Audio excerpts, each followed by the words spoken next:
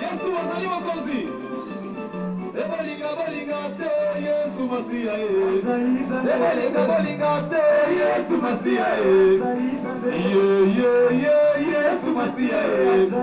Ebolinga bolinga te Yesu Masiya. Yesu Masiya.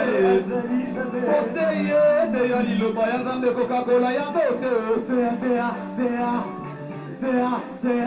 Moteye te ya liloba ya Nzambe Coca-Cola ya ndote. Kijamina kibila te ya liloba ya Nzambe Coca-Cola ya ndote. Mana pari bote ya liloba ya Nzambe Coca-Cola ya ndote. Levez les mains, il est devant de moi. Ebolinga bolinga te Yesu Masiya. Ebolinga bolinga te Yesu Masiya. Yesu Masiya. Regarde. Bébé Yalongo. Ce soir, tu verras Dieu. Amen. Amen. Ouvrez avec moi vos Bibles dans le livre de 1 roi. 1 roi au chapitre 18. Nous lisons le verset 25. Non, permettez. Nous lisons le verset 36. 1 roi, chapitre 18, verset 36. 1 roi 18, verset 36. Celui qui a trouvé dans la salle peut se mettre debout et lire à haute voix.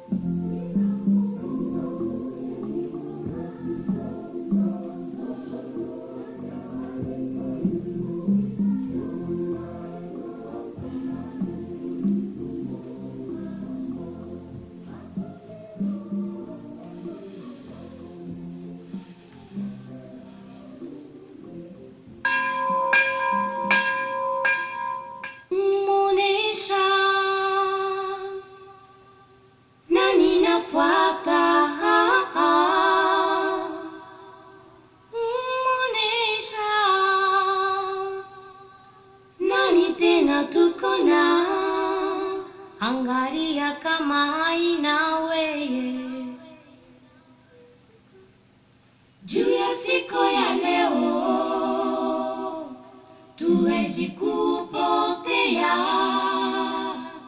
yote haina Mungu. Juu ya siku ya leo, tuwezi kataria, yote haina Mungu. Bayebisaki nga sango na yo utago mwana mpe lisolo ya ekulusu na yoka yango kala, kasi lelo nga nayebi ete bapasi nyonso yomonaki ezalaki mpo na nga kolo. Naye mpo nazonga nsima te, mpo nazonga nsima te, nalandi yo mpo na mbongo te, mpo na mbongo te.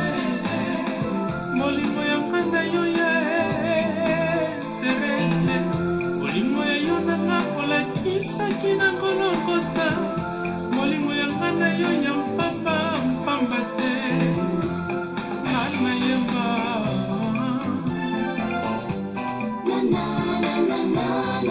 Lisolo oyo ezokisaki bomoi nanga na bomoi yango nde ebongoli ngai motema lelo, mpe kolusu nazwaki bokoti. Yomemaki bampasi na ngai, mikumba na ngai, opasolaki sanduku ya mibeko oyo ekwesaki ngai. mokolo nasosalaki yo nde mosungi na ngai nayokaki mawa na motema ye mabe nasalaki yo ekomaki ngai soni kolo yo mobikisi nanga kolo yo mokonzi nanga yo lobaki ete soki nafungoli motema na ngai okota mpe kolia na ngai longo lelo bokonzi na yo evandi kati ya naleli masumu nasalaka nalingi namona yawe naleli masumu nanga nalingi namona yawe mpona ngolu na yenga nazwa lobiko na makila na ye nga nasombama mpona ngolu na yenga nazwa lobiko na makila na ye nga nasombama okela na ngai motema ya sika emolimo ya kotosa maloba na yo ntango iso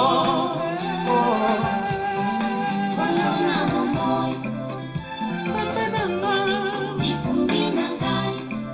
motema na ngai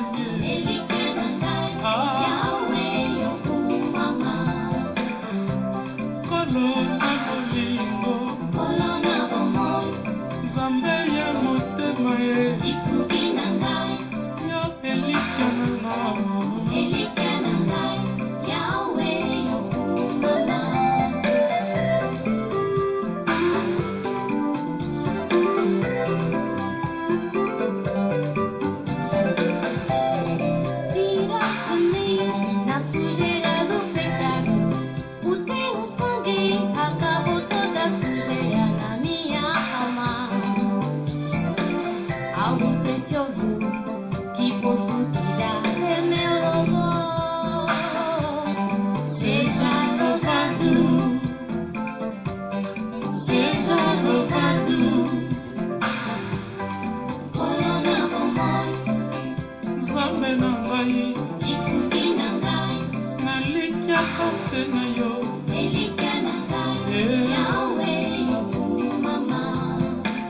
nabonzela yo nabinanga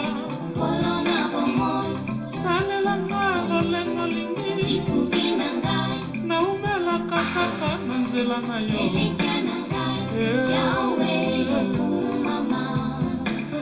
litolama na yo yawe likonzi na nga yo elikya na nga ye yawe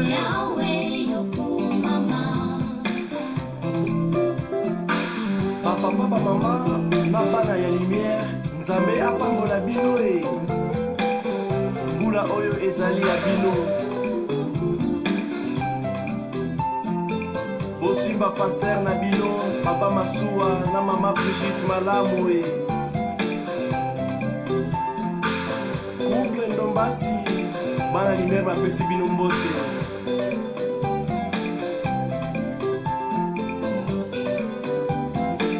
Mas Masuwa Production Tamba Pambola yo. Est-ce qu'on est dans la joie? Est-ce qu'on est dans la joie? Quand vous êtes là pour la gloire du Seigneur, nous restons pour nous donner chaque fois pour la gloire du Seigneur. Que le Seigneur le bénisse.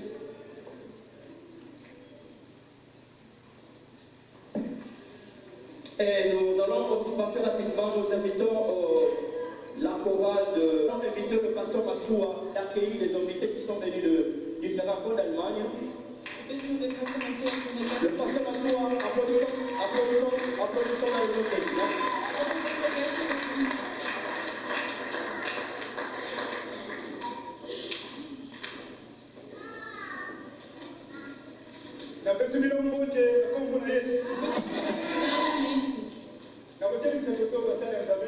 Ich möchte nun zunächst die Liebe Gottes begrüßen. Ich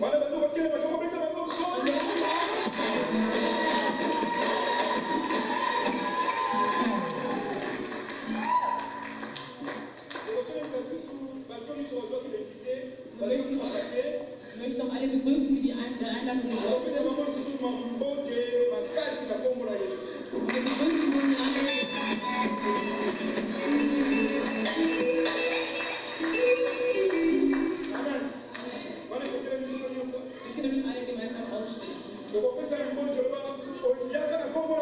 Und wir grüßen uns und sagen zu unserem Nachbarn, komme im Namen Jesu.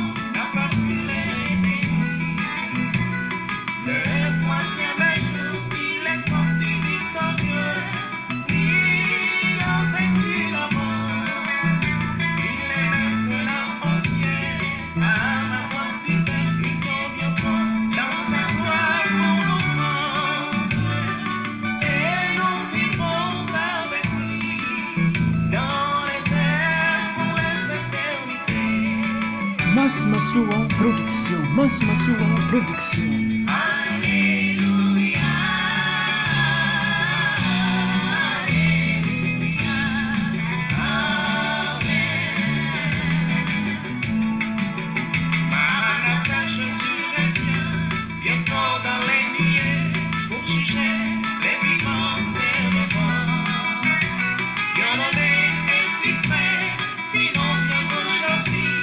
Accepte ton salut par Jésus.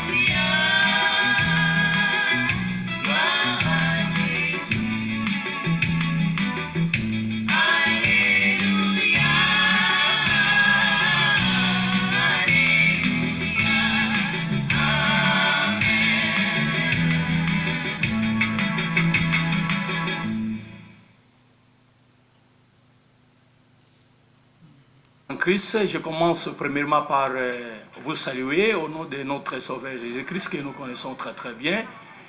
Et nous avons ici dans la ville de Nürtingen, non loin de Stuttgart, l'occasion qui nous est offerte pour rencontrer encore notre bien-aimé que nous allons bientôt découvrir et nous connaissons très très bien.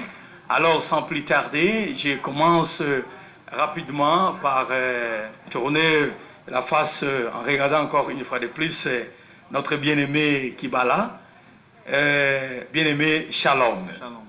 Ok, merci. Naïbiete, oyebi déjà koleka kozala. Moni attitude ya balinga na ba moment difficile. Et lo ba liboso ba ko battre na kinya. Bakangi Pierre na acte 12. Na tomo ya ngo il faut aboma Pierre. Bile bile acte 12.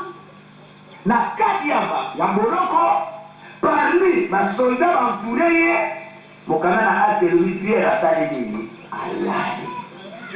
Yesu mupepe makasi alali. Pierre l'uni il faut kufa. Na kati ya prison, pe na kati ya basoldat alali. Pourquoi kinyao? Parce que yeba ti Yesu alobi na bamotala na zana bino. Kino na suka neke. Kolenga te kobanga te komitungisa te me yeba na problème ozana nzamba zana biloko. Apiki yote azana yo abandaki komona nzambe ya bon problème wana komera monaki abeloko nini yokozala nango zala na kinya zala na kinya bato nyonso bazwaka solution bapermetaki nzambe akoka kosala mosala na bomoi na bango bazalaki bato bazalaki na kinya zala nde na kinya ntango oza na kinya okopermetre nzambe akoka kosala mosala na ye bandeko ntango biso toza na place nzambe akamoli biloko mibale bopumba na biso tozala na kimia le reste eza nde devoir ya nzambe kolukelo mosala eza nde nzambe kozongisa libala nezoka malamu eza nde nzambe me nzambe aza na posa yo nde ezala na kimia mingi bazali awa baza bambozi ntango bakangi classe apesi bana mingi avio parent ntango bazongaka na classe apesa bango avio parent balobi ntango mwana na bino akozonga amema minerva $30 mais sikoyo soki mwana ayebi ke papa aza chômage mpe eumela mama mpe atekaka te mwana aza na posibilité mibale ubi azala na kimia ubi amitungisa mwana aza na temps te alekisa temps na ye liboso ya avio parent te baza kozwa te ya koluka nzambe mpe kokabola nourriture ekoki alors église wana ekokoa je me rappelle eleki bambula ebele nakende koteya na village moko ntango nasilisi na ye na mboka moko na kikwi tobandi kosolola na pasteur moko abandi korakonte ka histoire elekaki na mboka na bango alobi pasteur mosusu babengaki azalaki mopaya un vieux papa aza pasteur mpo aya koteya ntango bapesi esika mpona koya koteya akomi na liboso azwi bible abandi kobalola abaloli tititi na apocalypse azwi eloko azoluka te azongi tititi na jene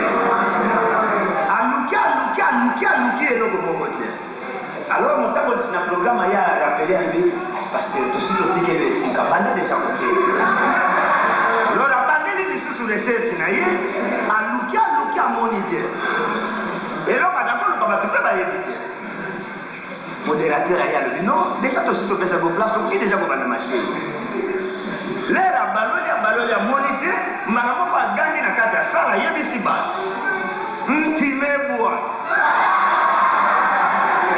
alobi na kikongo ya leta nzete esali nini sikoyo batuni modérateur atuni nzete nini efwei alobi ntango nazalaki koluka matei natiaki nzete na endemo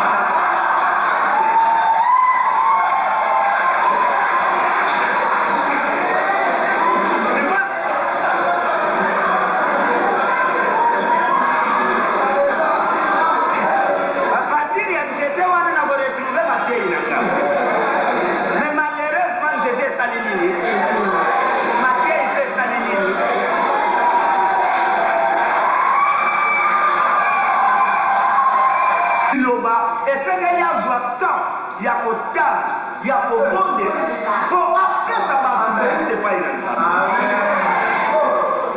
il faut un temps, il y a un temps, il faut un temps, il y a un monde. Quand il y a une sabbatité, il y a Matthieu 46, verset 92, Matthieu 46. Soit temps, il y a bien. Pourquoi l'église est dépendre de la nourriture, va pas te varier. Ce qui va pas te baser pour dire madame, l'église est concours.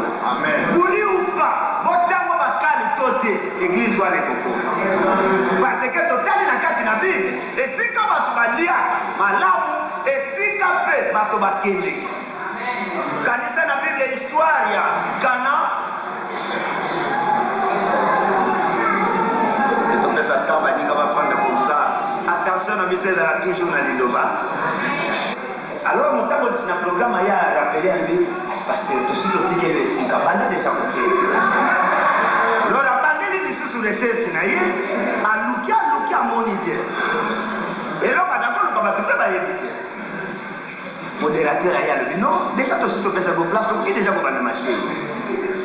Là baloya moniteur malamo pas gagner na kata sala yebisi ba. Ntimebwa. Alobina kikomba leta nzete sali nini? Sikoa batu modérateur a tout nzete ni fwe. Alobi samu nazaki koluka matei na tiaki nzete na ende.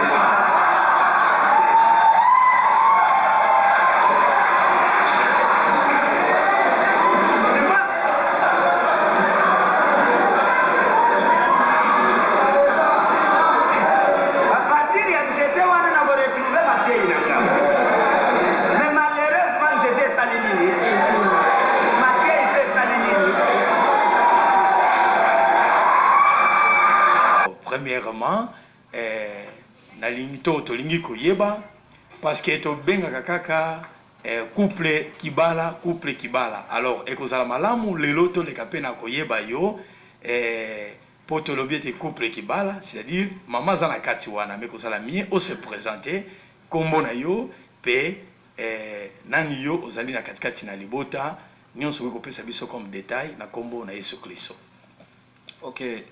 Comme on a un frère Kibala Gema babenga nga Pepe na ba obalinga nga mingi ba onga pena lingaka naza né d'une famille nombreuse mais naza troisième na kati ya famille wana naza marié naza père de 6 enfants moi nanga liboso comme on est Priska yami balé Tishik yami Satou Beni yami ne Michael yami Tano Dorcas yamutoba Grâce naza na papa na bani belé. Naza marié na une femme qui est la plus belle, pas du monde, mais la plus belle que Dieu a pu créer, même parmi les anges. Comme on est Mami Kintala, Mazara Mami Kintala, comme Mami Kibala. De formation, Naza Makambo Belé. Naza formé secrétaire, Naza formé informaticien, Naza formé musicien. Bon, par la grâce de Dieu, naza évangéliste musicien. Voilà, c'est ça le frère Kibala. Ok, merci mingi koleka na kotonda nzambe na banzete frère Kibala kozala nayo na katikati na Europe awa ozali comme un touriste, c'est-à-dire étant que évangéliste musicien oza koleka na kosakola sango malamu katikati na banzembo koleka na kotalete ozalaki awa déjà depuis le 23 juillet et le le 25 août na mobu oya 2001, c'est-à-dire oyebiko déjà koleka na kosala 4 na biso 1 mois et 3e jour tozali lelo oyo oyebaki kozala katikati na France na lipamboli na Nzambe oyebaki koleka katikati na Belgique koleka na kati na Hollande lelo oyo ne tolobiete ozana biso awa na katikati na Allemagne précisément ozali koleka na koumela kuna na boume epai ya mosali na Nzambe apôtre Martin bipai nde yo koleka na koyeba koumela na ntango oyo. Alors frère Kibala na lingi na yeba to bisino sepeto leka na koyeba mobembo na yo na katikati na Europe ezali pona nini parce que zana ba oyo baza kotika ba to kotika Afrique batiki bamboka kuna ko ya awa pour 1 ou 2 mois mais na 4 pays à faire au somba babiloko simazongi. Alors yo étant que artiste musicien na katikati na kosakolansa mbalamu na koyemba beat objectif ya mobembo na yo ezali nini? Merci. Mobembo na ngai na ye mobembo ya osomba biloko na oteka biloko te. Na ye mobembo oyo nazoloba ke nzambe mutabenga ngana ya awa. Pourquoi? Parce que même façon na ngai ya kozwela visa na ambassade ya Allemagne ezalaki vraiment extraordinaire. Oko comprendre te que mutu akende na ambassade ya Allemagne na RDC na espace à 3 jours azwa visa. Eza vraiment eloko moko esalemaka penza te. Pe likambo ya voyage eza na bandeko ebele basala ba projet ya voyage awa na Europe batindela nga ba prise en charge mais na yate. Curieusement oyo nzamba permettre na ya. Alors je vois vraiment que eza na kati na ta nzambe. Nazwi ba confirmation même pas nazovanda na borum moko musu ser moko abenginga na téléphone na yebi ser wana te nazoluka ti lelo so nzamba salinga grâce na mona ser wana abenga na téléphone alobi na nga makambo ebele concernant voyage oyo. Alors je me suis dit ah c'est quelque chose o nzamba lingaki esalama ayebi pourquoi mais place nyonso nazoleka nazoloba boy nalobi Dieu m'a appelé ameminga na Allemagne eloko ya lobi na nga na loba na Allemagne à partir ya Congo na yebi yango te. Mais son a telemi par exemple nazo yemba be nazo teya yo yoka so nzamba lingi aloba na yo nini ponga na yebi nanga te abengela yenga yawa nini. Voilà objectif à voyage nanga mais na yebi ke za voyage moko évangélique parce que nzambe mtabenginga. OK, merci mingi Musali Nzambe. Alors on a banzi Bible et le bani na biso na 4 na psaume 150 le verset 6 et que tout ce qui respire loue l'Éternel. Alors yango za koleka leo na kosala 4 na kokoba na musala na Nzambe. Est-ce que na kombo na Yesu Christ to kokipe koleka na koyeba parcours na yo parce que obimika ka dans le néanté et pas na Nzambe na biso par hasard ezalaka te. Alors ya koyeba pe carrière musicale na yo. Naza koleka na ko basé surtout sur la musique chrétienne. Outi wapi lelo oyo frère Kibala na katikati na Europe. Alors outi wapi obandaki wapi epe koleka na kolimbo la biso ekozala lipambolo mingi kati na kombo na Yesu Kristo. OK, carrière musicale nanga na bandi koyemba na chorale tango nazovana na matete, c'était vers les années 66. Naza oyemba na chorale moya mikolo menga azaki mwana muke na kati ya chorale wana na église presbytérienne na matete na quartier Lokoro. Alors na continuer koyemba wana na yembi wana.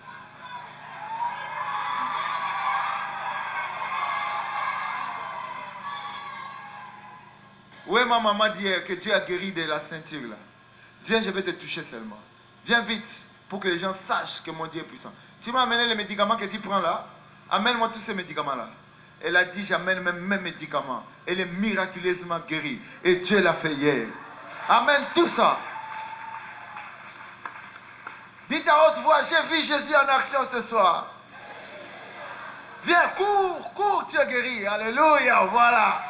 Yes. C'est fini. Ne cherche plus cette ceinture. Ça ne t'appartient plus. Hein? Alléluia. On lui a dit qu'elle souffrait du cœur. On a donné les médicaments du cœur.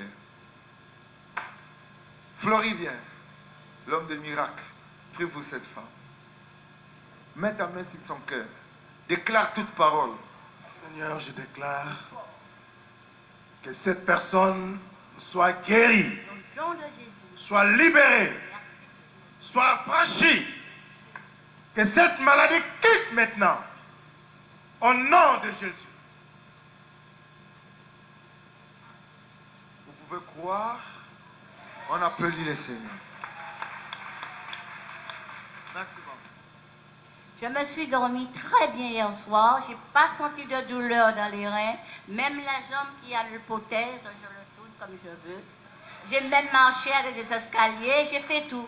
J'ai levé le prix de mon lit ce matin. Et je n'ai rien. Ni la ceinture, ni rien du tout. Et je suis toute seule. Alors c'est Dieu qui est avec moi. C'est lui qui est mon sauveur. C'est lui qui est mon mari. C'est lui qui est tout. Voilà. J'ai 69 ans. Alors là, je suis la grâce du Seigneur Jésus. Maman, alléluia. Maman, Dieu t'a guéri. Cette femme a reçu la grâce hier, miraculeusement guérie des mal des reins. Elle a laissé sa ceinture ici. Ne la récupère plus, ça ne vous appartient plus. Écoutez-moi. Seigneur, je ne suis pas digne. Il y a des gens ici qui croient qu'à cause de leurs avortements, de leurs bimbo, de leurs diamba, hachiche, le vie mauvaise avec 4-5 femmes, Dieu ne va pas les exaucer. Aujourd'hui, nous allons blander yo bangote. Alléluia. Frère, peut-être que tu crois que Dieu t'a rejeté, il ne t'a pas rejeté. Si tu vis encore, Dieu croit qu'un jour tu seras lavé et béni. Dieu ne te condamne pas. Jésus ne veut pas venir condamner, mais il est venu donner la lumière. Que ceux qui sont dans les ténèbres sortent de la lutte des ténèbres et aillent à la lumière. Je ne suis pas là pour vous condamner, mais je vous dis seulement que ne soyez pas condamnés en vous-même. Venez à Jésus, il y a une place à la croix pour vous. On a vu goût à la musique instrumentale et ça a mis que diable a profité. Diable a profité pour détourner ngana kenda na moi musique mususwana mena otanga nga ba kombote on a beta na orchestre bo pona ya pona pesa on le kumte. Mais dans les cas quand même j'ai vu aussi beaucoup de choses et par la grâce de Dieu dans l'année 82 et pendant tout ce temps on a envoyé na chorale. Je n'étais pas chrétien. Né de nouveau bien sûr parce que nazaki chrétien et église. Oh ba papa na maman me ma ngana église. Alors, dans l'année 82, eza epanga na yambaki yesu lokwa mokonzi pe mobikisi nanga. Et kobanda na ne wana nde na bandi penza kosala musique instrumentale et na bimisaki album ya liboso sur cassette ezaki na l'année 82 aux éditions Saint-Paul bien sûr parce que les wana ba studio na Kinshasa ezalaki presque pas ba producteur bazalaki te bien que tozalaki ba protestant mais tozalaki kokende ko se confier pas na ba catholique kosala ba enregistrement na bango. Alors Kokoba na Kobaki na l'année 86 et l'on a apôtre Martin Dongala tu es au sala orchestre autobenge orchestre réveil international yango kombo ya ministère ya apôtre Martin le réseau bengama un ministère international de réveil spirituel mais outi na orchestre wana orchestre réveil international to sanga on a Kinshasa l'RP to pesa yango kombo international ata moko na biso ayebaki Brazzaville te mais to pesa yango international c'est fait que lelo ndenge na zoloba batu batika na Kinshasa na orchestre wana tozaka nga na mwasi nanga na sœur moko Rita na frère.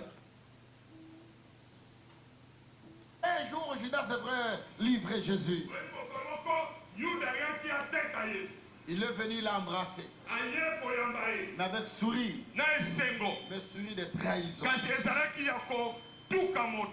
Amen. Amen. Ce soir, nous lisons dans le livre de Jean, le verset 36. Na nzela na tuku misato na motoba. Je peux bien m'arranger le micro ici. Mama tira biso mingongo awa ya. Le verset 36. Na nzela na tuku na misato na motoba. Il est écrit ceci. Et comment il boye? Si donc le Fils de l'homme vous a franchi, vous serez réellement libre. Je voudrais que nous puissions souligner dans nos Bibles le mot réellement.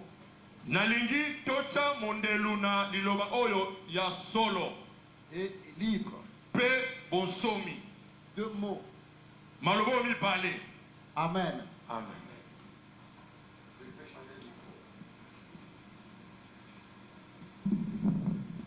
Amen. Merci. Je disais que nous puissions souligner des mots ce soir. Le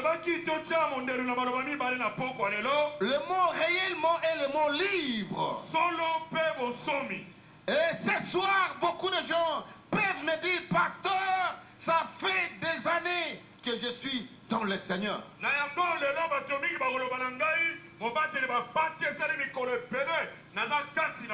Ça fait beaucoup d'années que je suis en train de servir mon Dieu. Et dans le peu d'expérience que j'ai dans les ministères, j'ai affranchi J'ai parcouru beaucoup de pays. J'ai organisé beaucoup de campagnes. Mais je me souviens un jour quand j'ai rencontré un homme.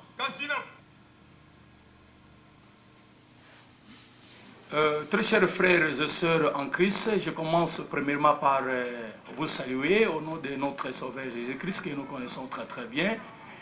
Et nous avons ici dans la ville de Nürtingen, non loin de Stuttgart, l'occasion qui nous est offerte pour rencontrer encore notre bien-aimé que nous allons bientôt découvrir et nous connaissons très très bien. Alors sans plus tarder, je commence rapidement par tourner la face en regardant encore une fois de plus notre bien-aimé Kibala, bien-aimé Shalom. Ok, merci. Naibi ete oyebi deja koleka kozala na mwa ntango ya mwa muke awa katikati na Europe, précisément na kati ya Allemagne nde tozali na esika oyo na ville ya Nürtingen, musika te ya Stuttgart. Alors, premièrement, nalingi to tolingi koyeba parce que to benga kaka couple Kibala. Alors, ekozala malamu lelo to leka pena koyeba yo po tolobi ete couple Kibala, c'est-à-dire mama za na kati wana me kozala mie o se présenter kombo na yo pe nani yo ozali na katikati na libota nyonso ko kopesa biso comme détail na kombo na Yesu Kristo. Ok. Kombo na ngai frère Kibala Gema, babenga nga Pepe na ba obalinga nga mingi ba nga pena lingaka. Naza né d'une famille nombreuse, mais naza troisième na kati ya famille wana. Naza marié, naza père de 6 enfants. Moi na nga liboso komone Priska, yami bale Tishik, yami Sato Beni, yami ne Michael, yami tano Dorcas, yamutoba Grâce. Naza na papa na bane belé. Naza marié na une femme qui est la plus belle, pas du monde, mais la plus belle que Dieu a pu créer, même parmi les anges. Comme on est Mami Kintala, Mami Kintala, comme Mami Kibala. Des formations, Naza Makambo Belé. Naza formé secrétaire, Naza formé informaticien, Naza formé musicien. Bon, par la grâce de Dieu, Naza évangéliste musicien. Voilà, c'est ça le frère Kibala. Ok.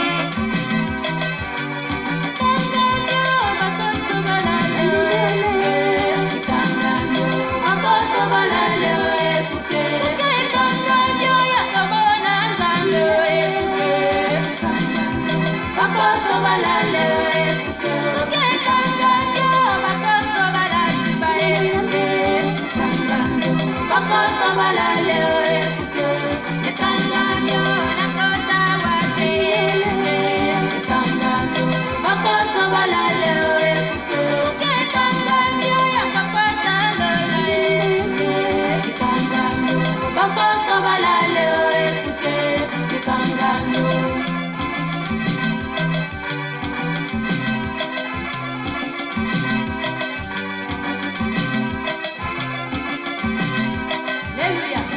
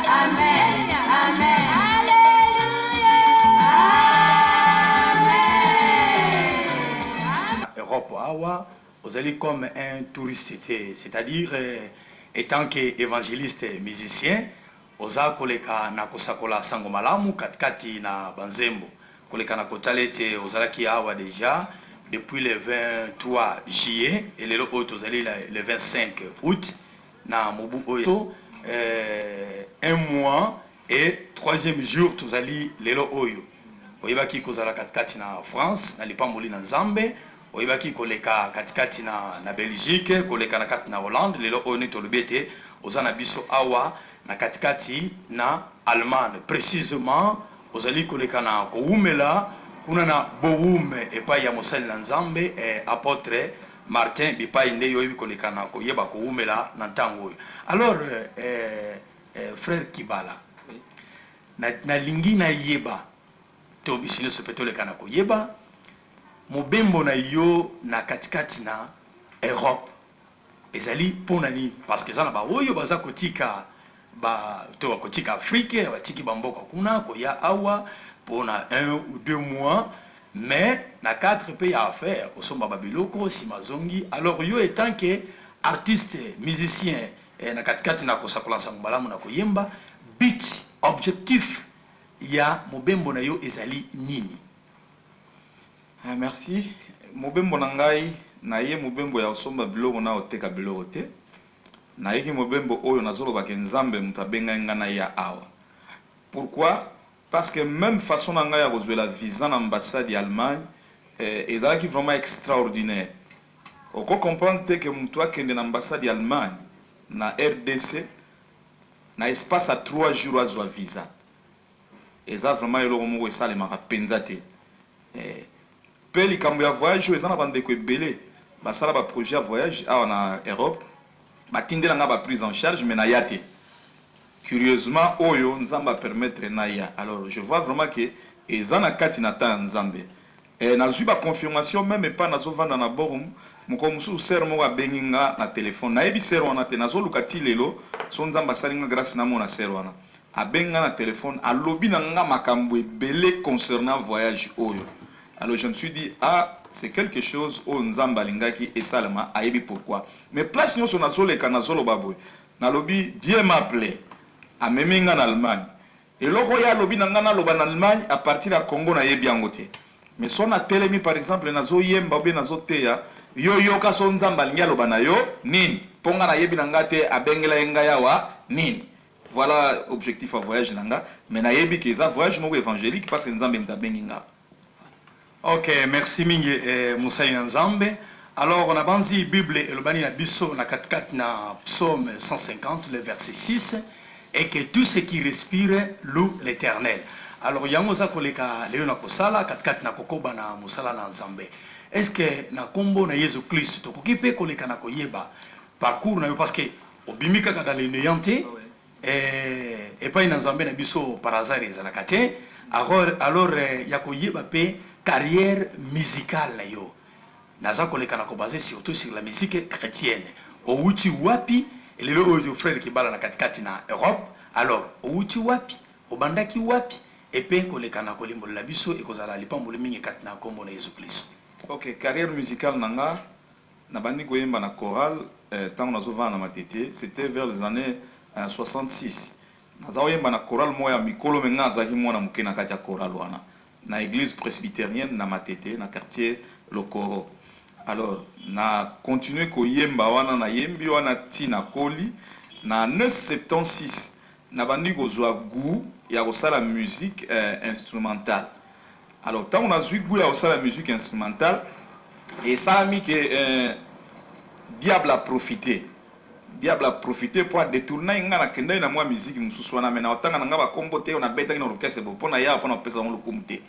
Mais dans les cas quand même wana j'ai vu aussi beaucoup de choses et par la grâce de Dieu dans l'année 82 et na lobelo komoko pendant tout ce temps on a oyemba na chorale. Je n'étais pas chrétien. Né de nouveau bien sûr parce que nazaki chrétien et église. Ouais ba papa na maman me mainga église. Alors, dans l'année 82, ils ont épanga na yambaki yesu lokwa mukonzi pe mobiksi nanga. Et kobanda na ne wana nde na bandi penza kosala musique instrumentale et na bimisaki album ya liboso sur cassette ezalaki na année 82 aux éditions Saint-Paul bien sûr parce que lero wana ba studio na Kinshasa ezalaki presque pas ba producteur bazalaki te bien que tozalaki ba protestant mais tozalaki kokende ko se confier pas na ba catholique ko sala ba enregistrement na bango. Alors kokoba na kobaki na année 86 elongo na apôtre Martin Dongala toye osala orchestre to bengi orchestre Réveil International yango kombo ya ministère ya apôtre Martin Lelozo bengama ministère international de réveil spirituel mais outil na orchestre wana orchestre Réveil International to sagi on na Kinshasa l'air pe to pesa yango kombo international ata moko na biso ayebaki Brazzaville te mais to pesa yango international c'est fait que lelo ndenge na zoloba batu batika na Kinshasa na orchestre wana tozala nga na mwasi nanga na sœur Mogorita na frère Ado tozaka 12 na orchestre 8 nyoso bazaka na poto le tozolo donc nzamba sala biso grâce et comme benda international alors kobanda wana kino lelo nazo umela na kati na musique na nzambe nazo betela nzambe musique na kenda na gauche te nazala toujours na droite pas nzambe na tambola na ye. Ok, merci mingi pona koyeba pe bandeli na yo pe kino na ntango za kolekana ko umela katikati na musala na nkolo. Alors na banzi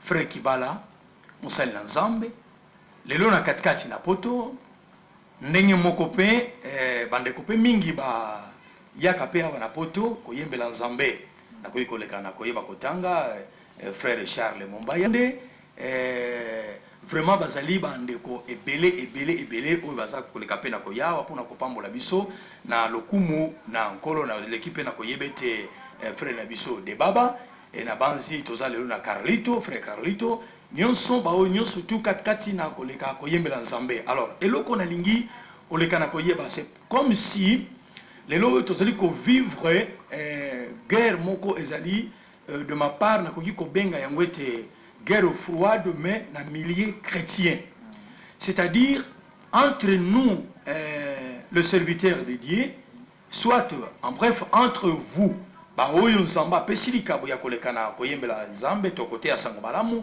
katikati na loyembo et il y a une confusion totale na ebité termini na kolekana ko utiliser na makelele oyo eyebi koleka na kokomela biso et surtout pour na koyeba ko éclaircir biso na dina na limente azako lelo koleka ko umela kuna na Portugal ezalaki pasi kino tozwa ki occasion ya koyeba pe ko solola na mosali na nzambe pasteur Mete oyo toyeba ki malamu na kombo ya frère Mete lelo oyo azali pasteur Mete.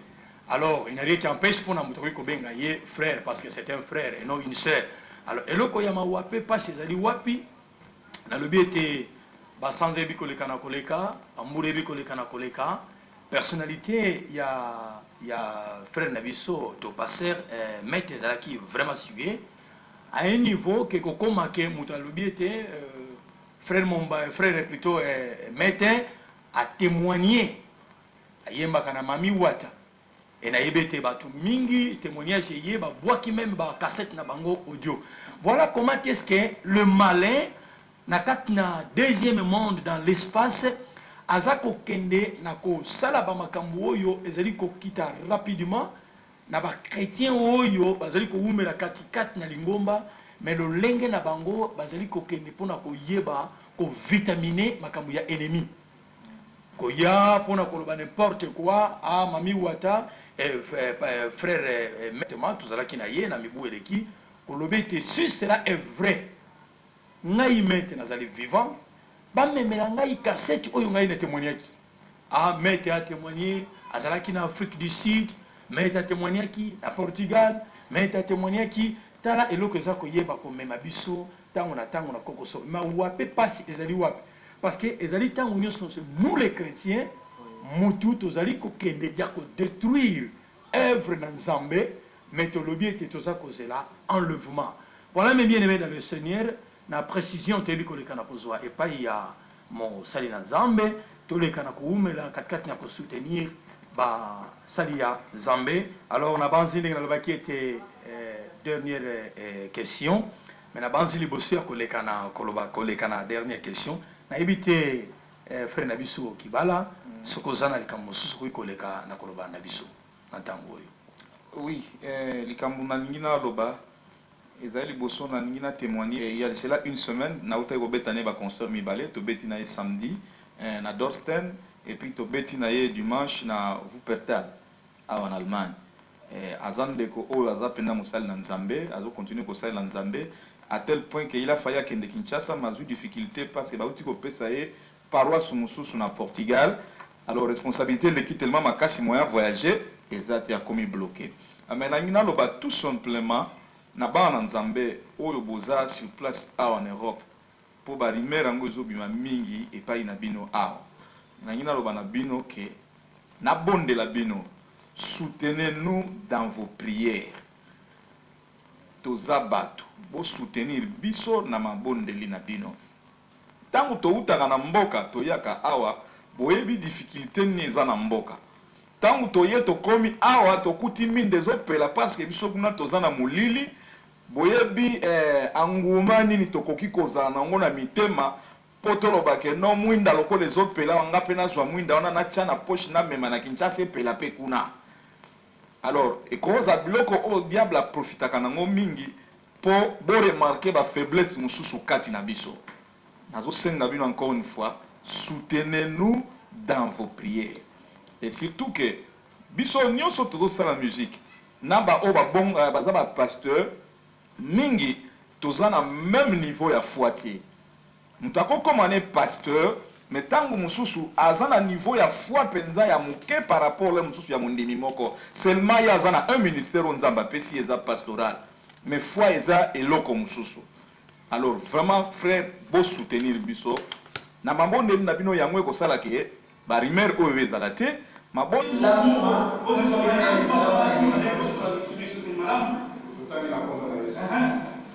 ya solo penza soki tokufi na ye Alléluia. tokozala mpe na bomoi na ye Bible nous dit la Bible nous dit que ceux qui ont confié la vie sont morts avec lui. Donc vous allez bien mourir aussi avec lui. Ceux qui ont confié la vie, et si nous sommes pas morts avec Jésus, donc vous allez bien mourir quand il a fait que nous remontons si la vie avec Jésus. Je vous demande les sont obligés de comprendre ça. Cela les exhortations que nous. Je vous demande que nous tu vas faire un peu de comprendre ça. C'est la chose que les prédicateurs nous donnent. Et c'est une chose qu'on couvre la vie. Il faut que nous soyons morts avec Jésus. Ceux qui ont confié la vie, et si nous ne mourons pas avec Jésus, nous n'aurons pas aussi la vie avec Jésus. Je m'attends que vous savez, à chaque fois, il y a des choses. Et chaque fois, nous vous réveillons. Et nous sachons le combat que nous avons. On ne peut pas recevoir la victoire. Et si nous n'allons pas mourir avec Jésus, Jésus ne partage pas. Alléluia. Nous ne pouvons pas faire la victoire. Il faut que tu oublies bien-aimé. Avant que tu reçoives la victoire, il faut qu'il y ait des difficultés que tu parcours.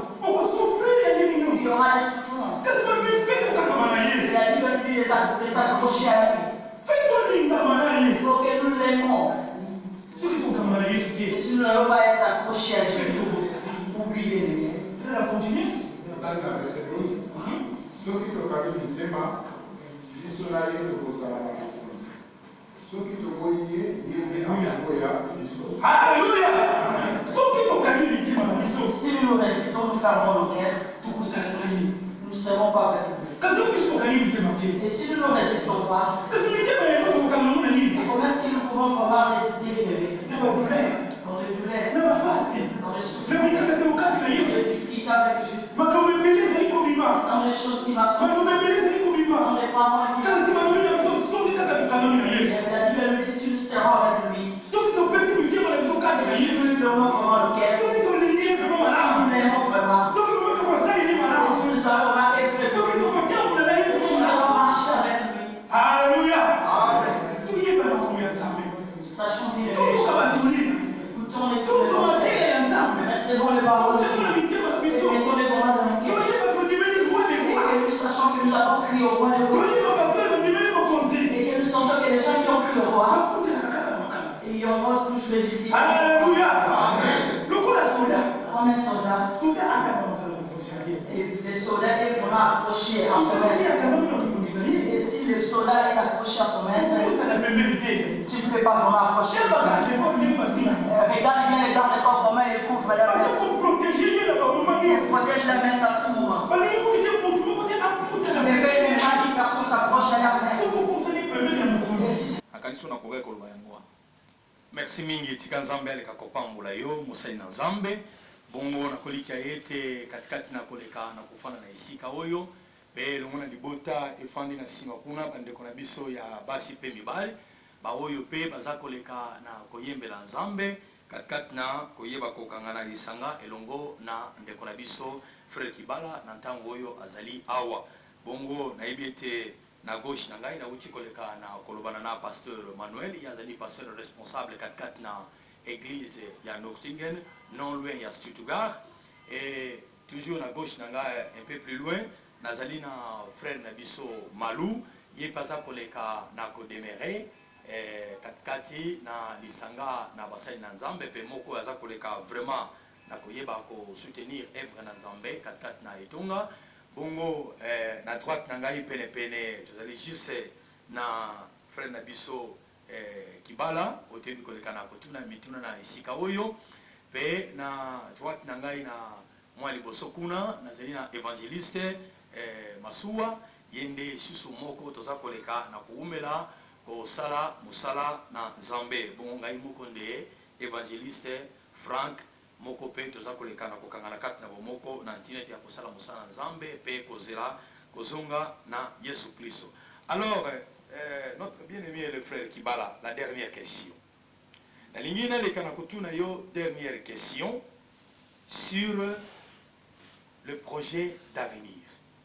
Na koliki a été moto na moto tanga aza koleka kosala musala azana un but aza ko viser. Et nga na yebi ete passer na nga à tout moment na kati na Kinshasa aza kolobete ce n'est que mbwa mutu azalaka na moyete ya kopesa plutôt mukila voilà mukila non nabi mukuwa ningisi mukila pour dire que merci chef pour pesinga yi mukuwa oyo to bilei oyo alors na banzete ndenge nzambe aza koleka na kopambola yo oyebi pa yo bandaki lelo oyo na katikati na poto puna lokumu na nzambe nini oza koleka kozwa puna lokumu na nzambe gloire à Dieu. Alors projet d'avenir nini oyo oza koleka na kobongisa pona lokumu na nkolo parce que na oyo oza koleka na kosala pona kopambola nzambe miso na biso oza koleka na komona lelo ozali na balbum ebele ebele oyebi koleka na kosala oyo eza kobenda makanisi ya bana na nzambe mpona kozonga encore na nzela na bango babimi mpona kozela kozonga na Yesu Kristo. Projet d'avenir nzambe aleka kopambola. Amen, merci. Projet na nga d'avenir ezaka bizarre po nayebi te so bato bazala na projet wana. Projet na nga d'avenir ntango natangaka bible namona David mingi. David avandi na ndako ya mokonzi azoyemba bademo baza na kati na nzoto na mokonzi bazobima bongo nga nakanisaka ke nzambe asala nga grâce avant nga nakufa akomisa nga na kapasité oyo soki natelemi liboso ya bato nazoyemba ye asala mosala oyo eza visible bato bamona badémoniaque bakangolama bato na maladi babikisama misala ya minene minene esalema soki nzambe akosalela nga eloko wana liboso nga nakufa nakotonda nzambe nakoloba nzambe merci parce que okokisi ve na nga projet na nga ya avenir yango wana naza na projet ya studio te naza na projet ya kosala soki nini te mais projet na nga eza eke nzambe autilize nga ndenge autiliza mpe bandeko bazalaki koyemba totanga na kati na biblia. Alléluia. Alléluia.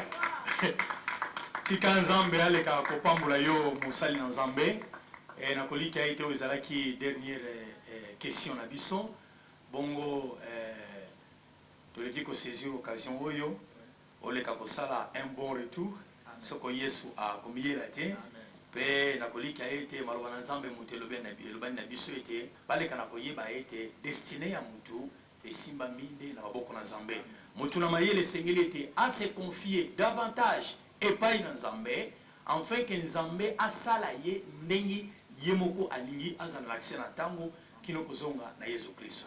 Alors bao nyonso bayebi koleka na kozala na biso mpe libota kuna na nsima tika ete nzambe aleka na kopambola biso na kombo na Yesu Kristo. Amen.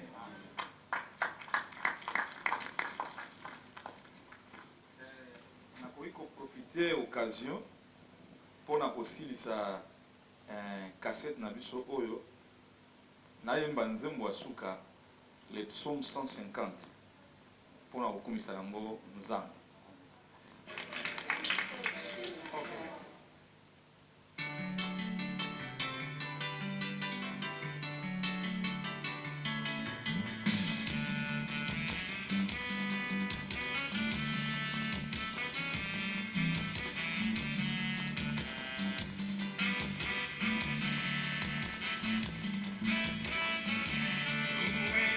Dans son sein,